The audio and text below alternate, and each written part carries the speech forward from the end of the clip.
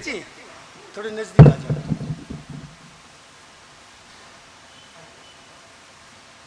राजेश जी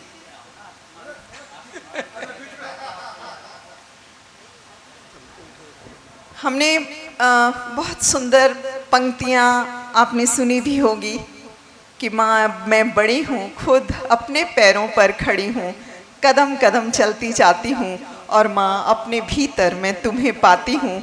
उस माँ का आशीर्वाद आपके साथ। और सम्मान पत्र इंदु जी पढ़ेंगी। मैं आमंत्रित करूँगी इंदु जी, आप यहाँ आए और सबसे पहले सम्मान पत्र और उसके बाद नीता जी और मंचासीन व्यक्तित्व ये ट्रॉफी प्रदान करेंगे। श्रीमती इंदु शर्मा जी।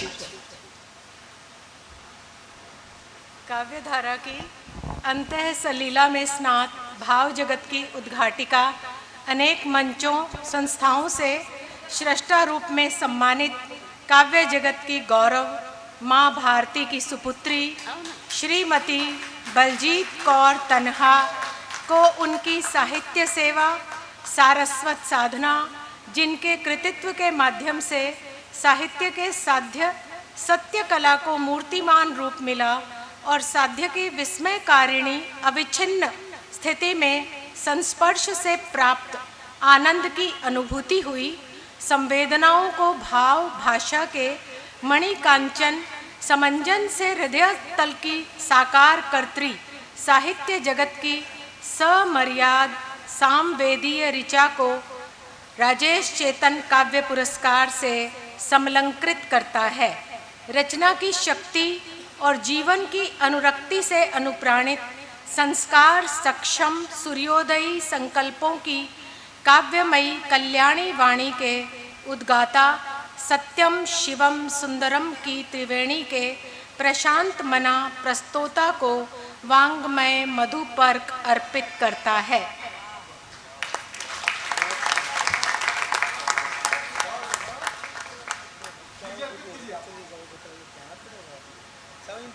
आप भी आओ ना, आप भी आओ सर, भाई साहब आप भी आओ, भाई आप मध्य में आप भी आओ।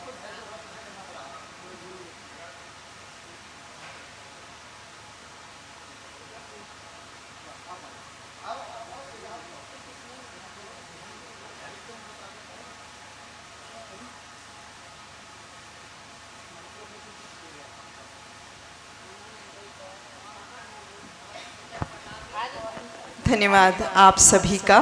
और आज का ये पुरस्कार मैडम बलजीत कौर तन्हा। काश वो आठ आंखें आज होती, 4 आंखें माता पिता की और 4 आंखें उन सास ससुर की जिनकी मैं बहू हूँ। क्योंकि मुझे लगता है कि दुनिया में माता पिता को ही सबसे ज़्यादा खुशी होती है अपने बच्चों को आगे बढ़ता देख के। सही है। बाकी तो हम सब बढ़ता देखकर बधाई ज़रूर देते हैं, पर कहीं ना कहीं भीतर ही भीतर थोड़ी सी ईर्ष्या रखते हैं।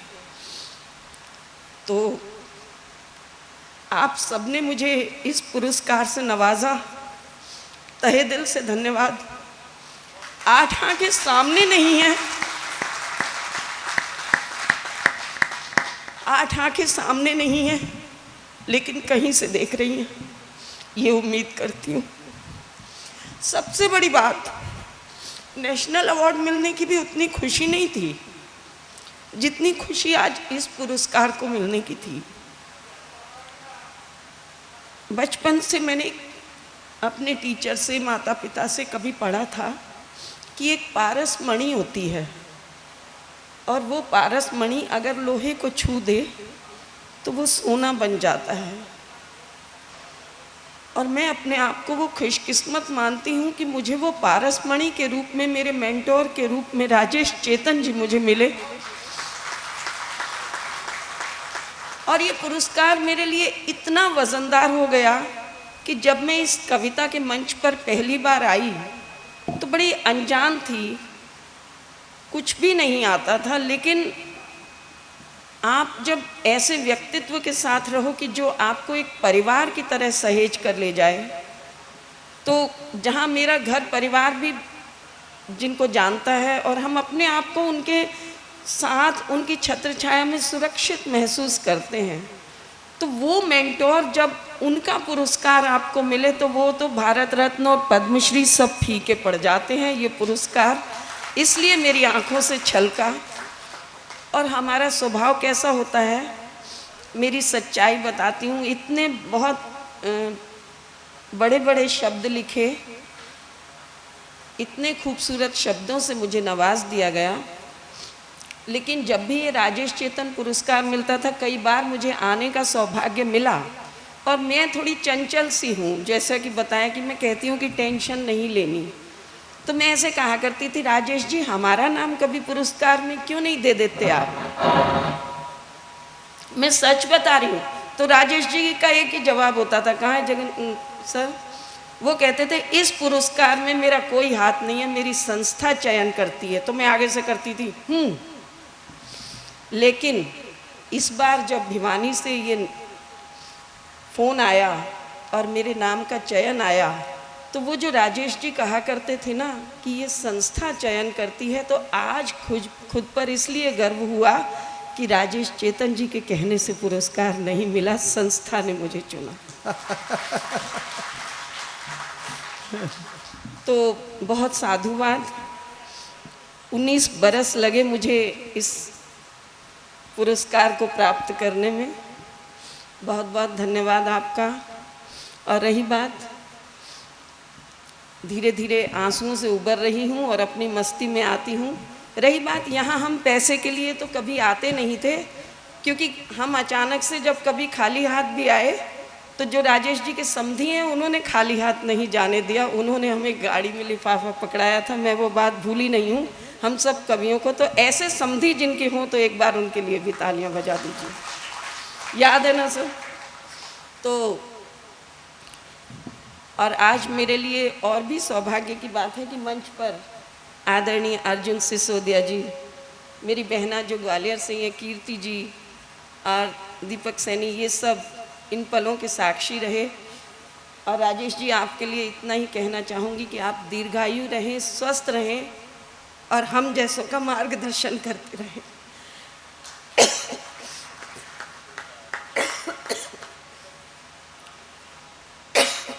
पानी पानी। बलजीत की तपस्या तो भगवान राम से बड़ी होगी, वो तो 14 साल में वनवास से लौट आए थे, इसको 19 साल लगे।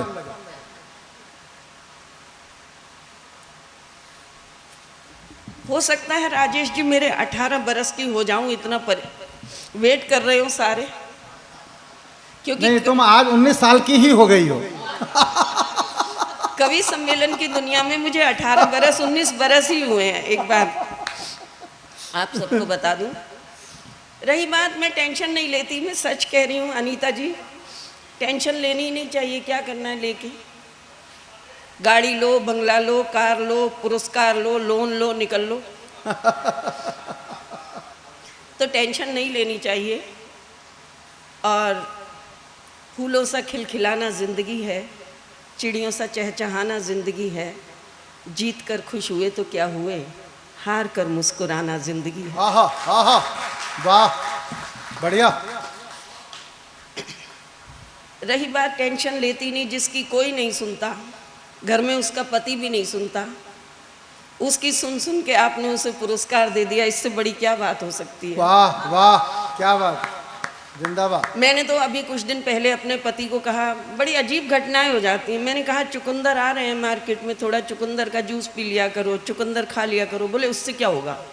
मैंने कहा आपके खून में विटामिन बढ़ जाएंगे, HB ठीक रहेगा। बोले अच्छा, तुझे खून भी विटामिन वाला ही पीना है मेरा? मतलब अच्छी बात भी नहीं कह सकते इनको, अजीब है, क्या करेंगे, समझ ही नहीं आता है। तो मैं तो, कोई मुझसे पूछता है तू हास्य की कवित्री कैसे बन गई, मैंने कहा मैं तो इन्हीं की घटनाएं सुना देती हूँ और मुझे समझ ही नहीं आता वो कब हास्य की बात बनी। बहुत पुरानी है लेकिन उस घटना को सुनिए, क्योंकि आज अचानक याद आई।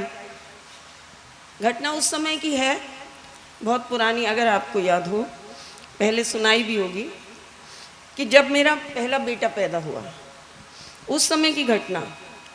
तो मैं भी जॉब में थी, पति भी जॉब में थे, तो पति देव ने जल्दी से मुझे हॉस्पिटल छोड़ा और खुद जॉब पर चले गए। बोले मुझे अर्जेंट काम है।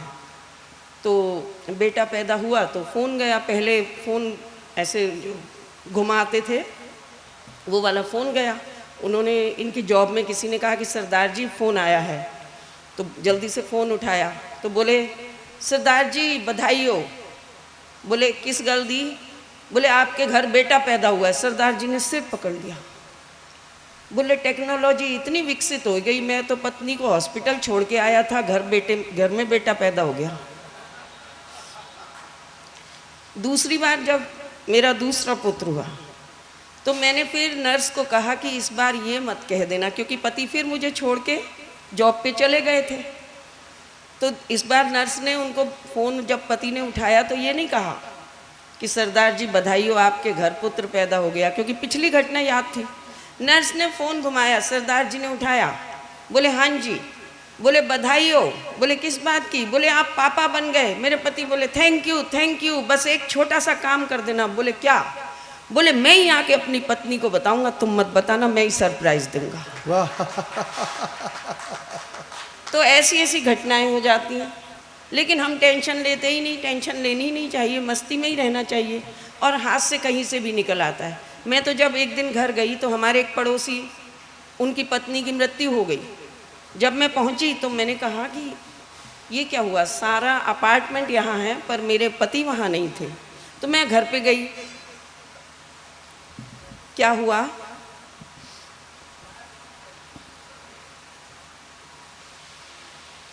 तो हाथ से कहाँ से निकल आता है। मैं बहुत छोटी सी बात एक कहती हूँ कि बचपन से हमें पढ़ाया गया, और हम भी आज पढ़ाते हैं सबको, कि समकोण, न्यून कोण, अधिक कोण। लेकिन ज़िंदगी में वो सब बहुत काम नहीं आते। जो काम आता है ज़िंदगी में वो होता है दृष्टिकोण। वाह वाह वाह, क्या बात। और राजेश चेतन जी जैसे मेंटोर उस दृष्टिकोण को ही बदल देते हैं। तो मैं तो यही कहती हूँ कि वो जो दो हाथ अगर किसी की मदद कर दें तो वो श्रमदान की श्रेणी में आता है, और अगर आपकी किसी बात से सामने वाला मुस्कुरा दे, हंस दे और उसका खून बढ़ जाए तो वो काम रक्तदान की श्रेणी में आता है। वाह वाह वाह, क्या बात। तो मुस्कुराने के लिए कहीं जाने की ज़रूरत नहीं पड़ती है, सिर्फ दृष्टिकोण बदलने की ज़रूरत पड़ती है। मैं घर गई, देखा हमारी पड़ोसन गुजर गई, मैंने देखा सारा अपार्टमेंट वहाँ, तो लेकिन मेरे पति वहाँ नहीं थे। तो मैं अंदर गई घर में, मैंने कहा सरदार जी घर पर ही बैठे हो, मुंह लटकाए, अगले की पत्नी गुजर गई, क्यों नहीं अफसोस कर आए। अब बात को समझिएगा बारीकी को। मैंने कहा सरदार जी घर पर ही बैठे हो, मुंह लटकाए, अगले की पत्नी गुजर गई, क्यों नहीं अफसोस कर आए। वो मेरी ओर देखकर बोले तू ही बता किस मुंह से जाऊं, अगले की दूसरी मर गई, मैं एक बार भी नहीं बुलाऊं। तो ये तालियां बज जानी चाहिए। 4 दिन पहले ही मेरी और मेरे पति की हुई जोरदार लड़ाई। पति ने भगवान को गुहार लगाई, बोले हे भगवान तंग आ गया हूँ ऐसी पत्नी से, तू मुझे बुला ले, मैं कौन सी कम थी। मैंने कहा हे भगवान मैं भी तंग आ गई ऐसे पति से, तू मुझे उठा ले। पति बोले भगवान मेरी एप्लीकेशन छोड़ दे, पत्नी की लगा ले। पर हम दोनों पति पत्नी इसी तरह लड़ते झगड़ते ज़िंदगी गुजार लिया करते हैं। हम दोनों एक दूजे से नहीं, उस ऊपर वाले से डरते हैं। वो जैसे चाहे डुगडुगी बजाता है, वो जैसे चाहे सबको नचाता है, सिर्फ और सिर्फ उसी के हंसाने से हंसती है ये दुनिया, वरना इस दुनिया में कौन है जो दूसरों को हंसाता है। वाह वाह वाह। ठीक है, वक्त बहुत कम है और हमें अर्जुन जी, कीर्ति जी को भी सुनना है। मैं एक बहुत छोटी सी कविता सुनाती हूँ। ये अपनों का मंच है, हंसाने की पारी फिर कभी बहुत लंबी सही, लेकिन कुछ कविताएं ऐसी होती हैं जो हर जगह नहीं सुनाने का मन करता। लेकिन कीर्ति जी आप भी महिला हैं, और हमने वो पीढ़ी देखी कि हमारी पीढ़ी की जो महिलाएं हैं उन्होंने बहुत कुछ बर्दाश्त किया। आप भी इस बात को समझेंगे, और ख़ासकर दिल्ली जैसा शहर हो, मुंबई जैसा शहर हो। तो राजेश जी वो नई कविता सुनाती हूँ आज। सुनाइए। कि आप सभी जानते हैं, एक छोटी सी 2-3 मिनट की कविता सुनिएगा, मन दीजिएगा और मैं अपना स्थान लूँगी। आप लोगों ने बहुत प्यार दिया है, उसके लिए पुनः साधुवाद। कि आप सब ने बचपन से, हमने भी सुना कि जैसे कर्म करोगे वैसा फल मिलता है, यही होता है ना। कि जो दिया जाए वो लौट कर आता है। यही मेरे मोबाइल में भी कई बार मैसेज आता है, कीर्ति जी कविता समर्पित, कि हमेशा ये पढ़ा और सुना कि जो किया जाता है वही लौट कर आता है, जो किया जाता है वही लौट कर आता है। तो हम महिलाएं तो बांटती हैं प्रेम, ममता, करुणा, वात्सल्य के एहसास, पर क्यों नहीं लौट कर आते ये सब हमारे पास? वाह वाह। हम महिलाएं तो बांटती हैं प्रेम, ममता, करुणा के एहसास, पर क्यों नहीं लौट कर आते ये हमारे पास? चाहे मुझे कितना भी बुखार हो या मेरा बीपी बहुत चढ़े, चाहे कितना भी बुखार हो या बीपी बहुत चढ़े, पर घर की महिला हूं तो चूल्हे पर तवा जरूर चढ़े। आहा वाह, बढ़िया बात है भाई, क्या बात है बलजीत। बराबरी का दर्जा दिया गया, ऐसा कहा जाता है ना, बराबरी का दर्जा, बराबरी का दर्जा दिया गया, इसमें कोई शक नहीं, पर थक जाती हूँ मैं भी, ये कहने का भी हक नहीं। आहा क्या बात है। बराबरी का दर्जा दिया गया, इसमें कोई शक नहीं, पर थक जाती हूँ मैं भी, ये कहने का भी हक नहीं। कंघी, तौलिया, मोबाइल जिनको पकड़ाती हूँ उनके हाथ वो टीवी का रिमोट तक नहीं रहने देते मेरे पास। वाह वाह वाह वाह वाह वाह, क्या बात कह दी भाई बलजीत, क्या बात, वाह बहुत अच्छा, वाह। हम सब तो बांटती हैं प्रेम, ममता, करुणा, वात्सल्य के एहसास, पर क्यों नहीं ये लौट कर आते मेरे पास? बच्चे बोले माँ कल संडे है, रसोई में खटपट कर जल्दी ना जगाना। बच्चे बोले माँ कल संडे है, रसोई में खटपट कर जल्दी ना जगाना, और कुछ भी खाने का थोड़ा अच्छा ही बनाना, कुछ भी खाने का थोड़ा अच्छा ही बनाना।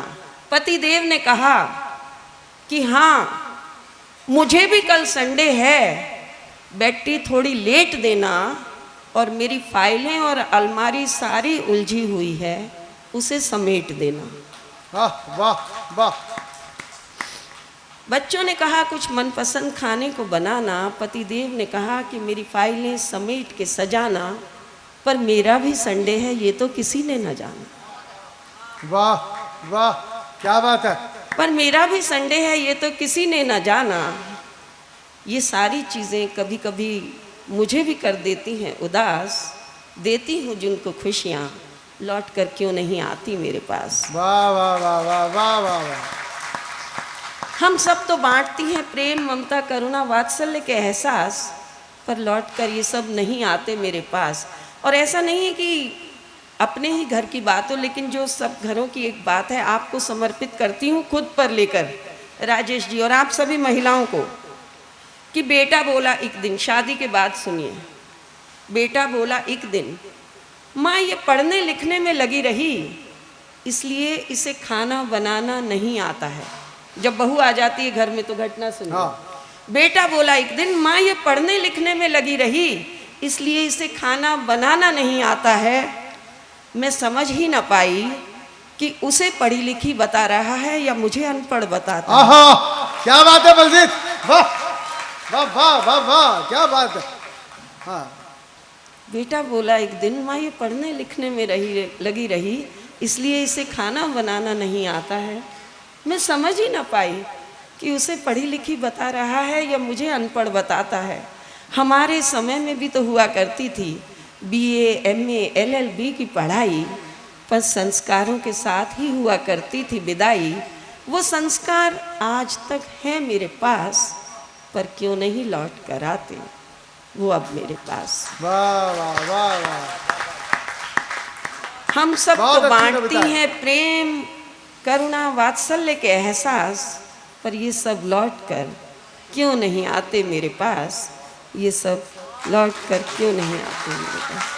बहुत बहुत शुक्रिया एक बार पुनः, वाह बहुत शुक्रिया।